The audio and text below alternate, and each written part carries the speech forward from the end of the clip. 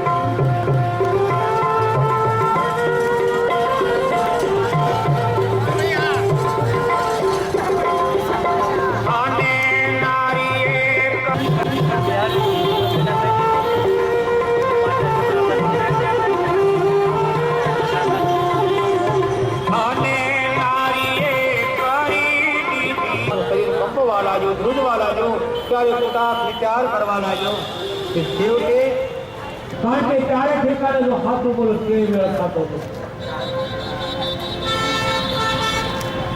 એટલે કે ન કહેવા જેવી સાચી વાત કરવા માટે મને ભળી જાય કઈ કહેવાય નહીં. માનો આવી ગયો છે બધા